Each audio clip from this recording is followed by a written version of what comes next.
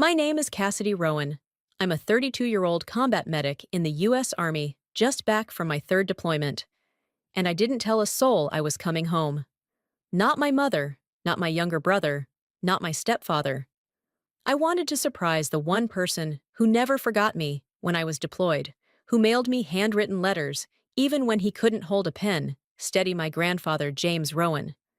But when I stepped out of the cab and walked up the cracked path to the front door, there was no porch light on, no sound inside, just a stiff wind scraping the empty swing chain against the railing. I knocked, waited, knocked again. Nothing. The door was locked. It wasn't until Mrs. Delgado, the neighbor across the street, waved me down from her porch that I learned the truth. They went to Cancun. Whole family, left 2 weeks ago, she said. Then her face shifted. Honey, no one told you your granddad he's been in the ICU. Heart failure. County medical. I didn't respond. I couldn't. My heart was already sprinting ahead of me. He was fighting for his life, and they were drinking cocktails under palm trees. That was the moment I knew this wasn't a misunderstanding. It was abandonment, deliberate, and they had no idea I was about to walk back into their lives. Not as a daughter, but as the one holding the receipts. I didn't wait for another word from Mrs. Delgado. Just gave her a quick nod, turned back to the cab, and slid into the back seat like someone slipping into a memory they didn't want. County medical, I said, my voice low and tight. The driver glanced at me in the rearview mirror. I could see the question forming behind his eyes. Why was a woman in combat boots with a duffel bag and tired eyes heading to the hospital at midnight? But he said nothing. Just nodded and pulled away from the curb. The drive was a blur.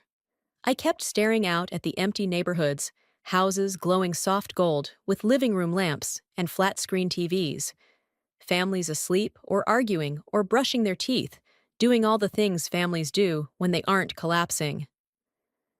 I thought about the last FaceTime call I had with Grandpa from overseas. He'd looked smaller, somehow thinner, but his voice was still sharp. He told me not to worry. Told me everything was fine. That was always his line. Everything's fine, Cass. You just keep doing your job. He never liked being a burden. And now he was in ICU alone, while the people he raised were drinking frozen margaritas in Mexico. My hands clenched tight on my duffel as the cab sped past strip malls and gas stations. I'd seen worse in war zones, but this was personal. When we pulled up to County Medical, I tossed a few bills onto the passenger seat before the driver could quote a price. Inside, the air smelled like old bleach and metal, the kind of sterile exhaustion you can't clean off. The woman at the reception desk barely looked up until I dropped my military ID on the counter. I'm here for James Rowan, I said. Admitted 2 weeks ago. She typed something. Her eyes narrowed at the screen. ICU room 606. You family, I'm his granddaughter. There was a pause. A soft one. Then she handed me a visitor badge and said almost apologetically, You're the first one who's come. My stomach didn't drop. It locked. No one had visited. For 2 weeks. No flowers, no calls, no bedside prayers. Just machines and silence. I didn't say anything. Just nodded, took the badge, and headed for the elevators. As the doors closed behind me, I stared at my reflection in the brushed metal walls, tight jaw, sunken eyes, a woman who had aged 10 years in the last 5 minutes. Maybe this was what betrayal looked like. Not loud, not messy, just absence, cold and complete. And somewhere on the 6th floor, behind a curtain and a heartbeat monitor, was the man who never missed my birthday, even from a hospital bed. They'd left him, but I hadn't, and I wouldn't. The 6th floor was too quiet. Not the peaceful kind, this was the kind of silence that made fluorescent lights buzz louder, made the squeak of rubber soles down the hall sound like thunder. I walked past room after room, each filled with tired machines and tired people. Some clung to life. Some looked like they'd already let go, but no one had told the machines yet. Room 606 was at the end of the hall. The door was cracked open just enough to let the cold blue light spill into the corridor like a warning. I pushed it open. There he was. James Rowan, my grandfather, the man who taught me to change a tire before I was tall enough to see over the hood, the man who called every week during basic training, even when my mother didn't. He looked small, not just physically, though he did. The muscles I remembered from his days of yard work and hauling lumber had withered. His frame had sunk into the mattress, like he was trying to disappear into it. Tubes threaded from his nose, his arms. A monitor beeped steadily beside him, indifferent and unbothered by the fact that it was the only sound keeping me upright. I stepped in like I was intruding on something sacred. "Hey, Grandpa," I whispered. "It's me. Cassidy." No movement. I pulled a chair close to the bed and sat down. The air smelled like antiseptic and old air vents. I reached into my bag and pulled out the bottle of aftershave I'd picked up from the base exchange, his favorite. Still in the bag. Still with the receipt. I stared at it longer than I meant to. He hadn't been shaved. His hair hadn't been brushed. Someone had changed his gown, yes. But it was the kind of care done by people on shifts, not by people who give a damn. I stood up, found a plastic comb in the bedside drawer, and ran it gently through his hair. His scalp was warm, his skin dry. He always hated being unkempt. Said if he ever ended up in a hospital, someone better fix his damn hair. So I did. A nurse walked in, a woman in her 30s, with kind eyes, and exhaustion etched into every movement. "You must be Cassidy," she said. I nodded. "He's stable. But it's serious. He hasn't woken since he was brought in. Congestive heart failure, some kidney complications." I swallowed hard. "Has anyone else been by?" She hesitated. "No," she finally said. "Not once. No calls. No visitors. Your name's not even listed as next of kin." I looked at her sharply. "Who has she checked the chart?" "Laura Rowan." "Of course. My mother." I leaned back in the chair, staring at the ceiling, as if it could explain anything. She left quietly, respectfully. I stayed. And for the next 2 hours I didn't move. Just sat there, watching the steady rise and fall of his chest, the machine doing most of the work. They hadn't just forgotten him. They had erased him. And now I had a question I couldn't let go of. Did they know he was this sick before they left? Because if they did, and they still chose Cancun, then this wasn't neglect. It was cruelty. I didn't sleep that night. Not even close. Instead, I sat by Grandpa's side, combing through every inch of that cold hospital room for anything that might explain how it had come to this. Why he ended up here alone. Why no one had shown up. Why no one had even called. At some point past midnight, I opened the drawer in the nightstand. Inside was a manila envelope, old and creased. My name was on the front, written in handwriting I'd recognize anywhere steady, all caps slanted just a little left. "Cassidy. If she comes back, let her see." No one had warned me about this. Not the nurses. Not the admin staff. Not even Grandpa months ago during our last call, when he told me to keep my boots dry and my eyes open. He knew. He knew I'd come back and find this mess. And he knew the people I called family would vanish the second things got hard. I didn't open it right away. Just held it in my hands and stared at the crease down the middle, like it could tell me something more than paper and ink ever should. Then I ripped it open and pulled out the contents. The first was a letter handwritten front and back. No fluff, no apologies. Just his voice on paper. "Cass, if you're reading this, I didn't want to drag you back.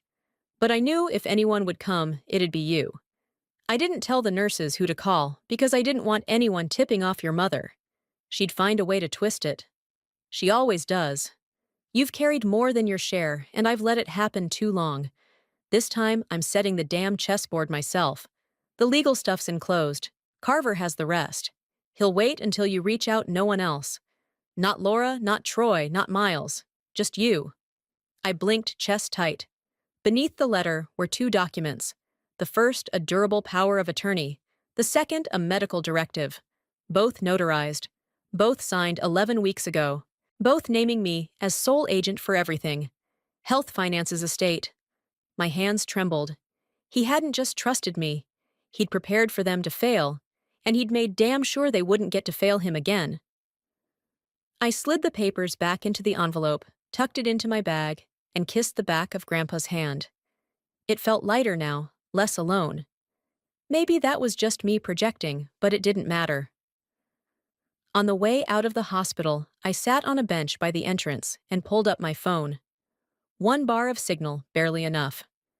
I opened my contacts and scrolled down to the one name that still felt like a lifeline, Martin Carver, probate and elder law.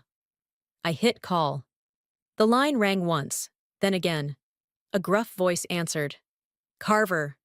It's Cassidy Rowan, I said. I found the envelope. There was a pause on the line, then a low exhale.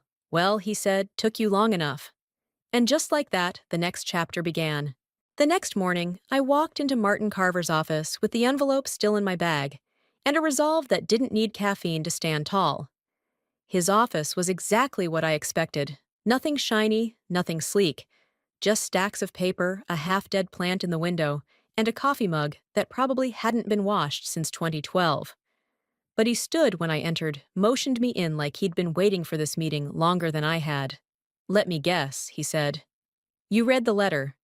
I nodded and handed over the documents. He scanned them like a man who'd seen this story 100 times, but still hoped every ending would be different. Everything's in order, he said. Power of attorney medical directive, joint account authorization, all signed, all clean. Your grandfather made sure of it. And my mother, I asked. She was removed from everything 2 months ago, he replied. Quietly. He didn't want to fight, he just wanted out. I sat down across from him, my boots still dusty from the hospital floor. I wanted all activated, full authority, no contact from them, no access, no loopholes. He leaned back, eyes glinting. You're sure I met his stare without blinking? They left him. This isn't about revenge. This is about protection.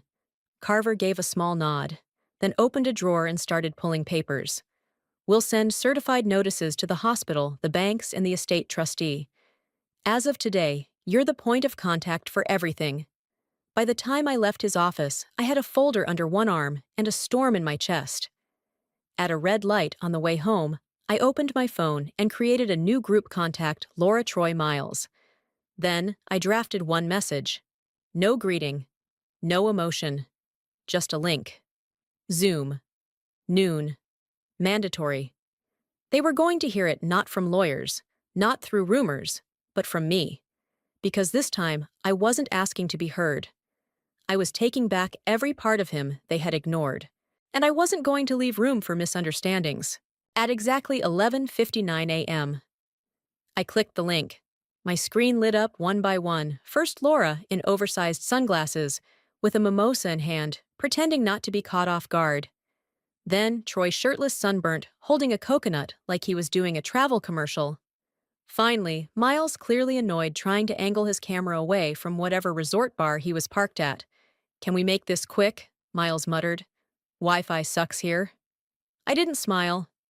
I didn't even blink. I'll get straight to it, I said.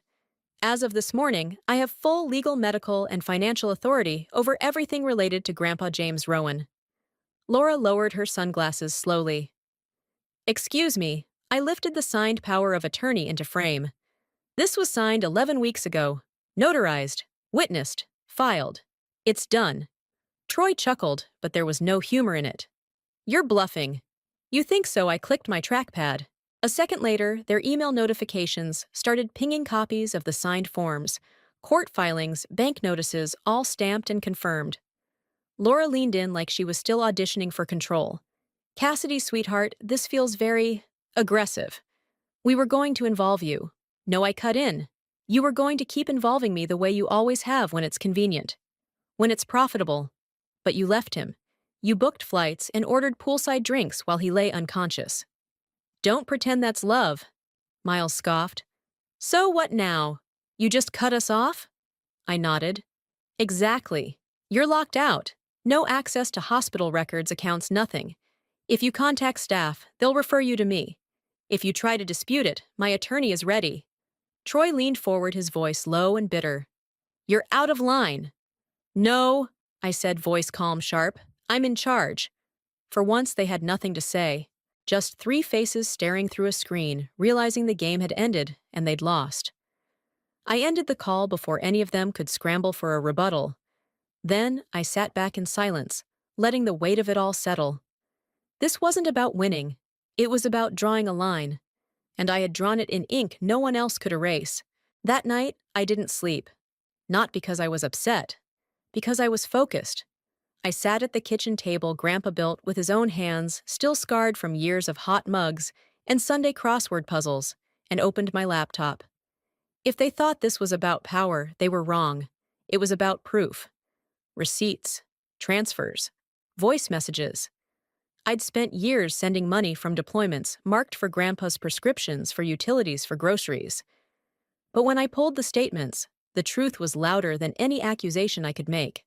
There were spa charges on the same day he missed a dialysis appointment, airline tickets booked 2 days after his first hospital admission, a reimbursement request marked meds transferred from my account, even though I found a pharmacy receipt paid in full by him in cash. It wasn't just neglect. It was patterned, calculated misuse.